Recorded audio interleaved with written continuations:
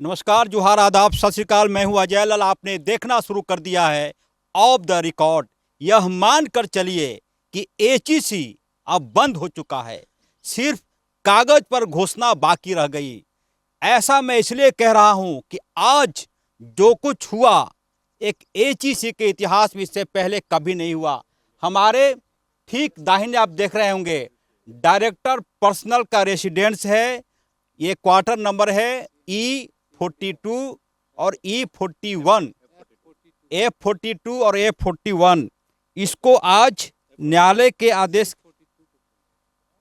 42 को सीएमडी का आवास और सिविल कोर्ट से संभवतः कुछ लोग आए हुए हैं। सर, पूरा मामला है क्या सर? एक्चुअली हमारी जो कंपनी है दयाचंद इंजीनियरिंग इंडस्ट्रीज नागपुर की? नहीं, मुजफ्फरनगर की कंपनी है, मुजफ्फरनगर की। जिन्होंने कुछ इलेक्ट्रोड्स वगैरह सप्लाई किए थे, जिसका आउटस्टैंडिंग ड्यूज़ था। उसका ड्यूज़ क्लियर नहीं हुआ तो फिर उसके लिए अवार्ड हुआ हमारे फेवर में। अवार्ड के एक्सक्यूशन में एचईसी अपीयर नहीं की, तो उनके आज रियलाइजेशन के लिए अमाउंट के रियलाइजेशन करीब 28 लाख समथिंग हो गया है, क्रू हो गया है अभी तक। उसके रियलाइजेशन के लिए इसको आज अटैच किया गया। सर, मुझे मैं एक आपको आप जानकारी दूं कि सिर्फ इसी आवास को महज 10 दिन पहले नागपुर के एक अदालत के आदेश से सील किया जा चुका था। ये 41 और 42 तो यहाँ के कर्मचारियों के आदेश पर, अनुरोध पर कि पेड़ सूख जाएंगे, इसको गेट को छोड़ दीजिए। अब फिर उसी आवास को आप लोग कब्जा करने चले आए। एक्चुअली हमारा रियलाइजेशन, जैसे मान लीजिए कि किसी कंपनी का रियलाइजेशन 5 लाख रुपया है, इसके ऑक्शन से जो प्रोसीड मिलता है, जो भी मिलता है इसके ऑक्शन से, वो जरूरी नहीं है कि हमारा जो रियलाइजेशन वाला अमाउंट हो वही हो। अच्छा। तो हो सकता है कि 10 आदमी ऐसे रियलाइजेशन वाले हों जिसका कि इसके ऑक्शन से निकल सके। हमारा अपने अमाउंट से मतलब है, ऐसा नहीं है कि इसका जितना भी प्रोसीड होगा वो सब हमारे लिए है, वो ऐसी बात नहीं है। इसके पहले यदि किसी के लिए सील किया जा चुका है तो उसको आप भी एक तरह से जब भी ऑक्शन होगा तो जो अमाउंट उनको रियलाइज करके वापस मिलेगा, जो बाकी अमाउंट होगा उसमें से मुझे दिया जाएगा। तो पूरा मामला है क्या? वही बताया ना आपको, इलेक्ट्रोड जो इलेक्ट्रॉनिक वेल्डिंग रॉड्स का सप्लाई किया गया था एचईसी में, मुजफ्फरनगर की कंपनी थी। अच्छा, उत्तर प्रदेश। जी।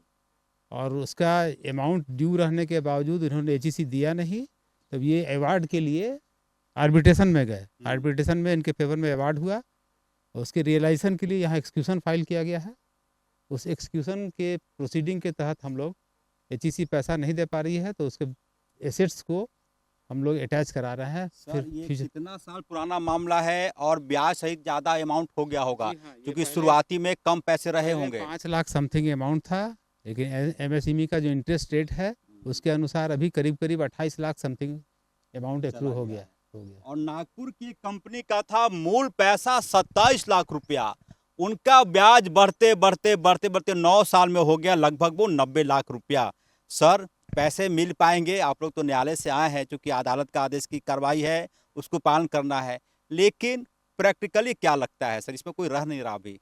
नहीं, बात वे नहीं है कि ऑक्शन सेल होने के बाद कोई भी ऐसी प्रॉपर्टी को कोई भी आदमी ऑक्शन में खरीदने के लिए तैयार होगा।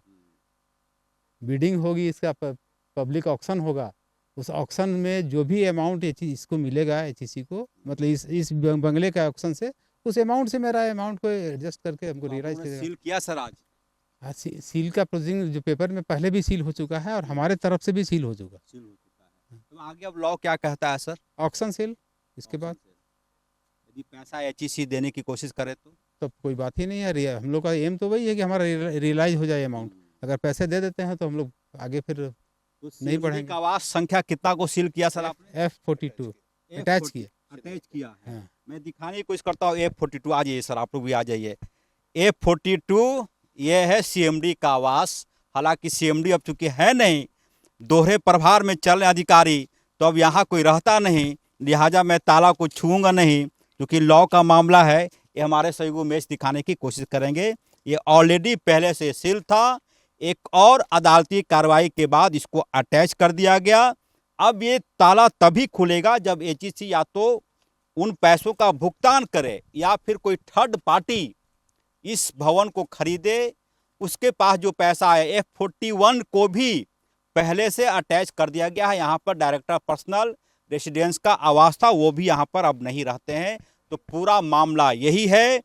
आदेश कार्रवाई जो है, जी कैसे कैसे किनके एक्चुअली जब रियलाइजेशन नहीं हो रहा था तो सब जज 1 के न्यायालय में हम लोगों ने ये बंगलो प्रॉपर्टी को अटैच करने के लिए आवेदन दिया। सिविल कोर्ट रांची के यहाँ सब जज 1 के यहाँ, सब जज 1 के न्यायालय में हमने पिटीशन दिया। उस पिटीशन के आलोक में उन्होंने आदेश पारित किया और सिविल कोर्ट नाजिर जीशान खान को निर्देशित किया कि जाकर के इस प्रॉपर्टी को अटैच किया जाए।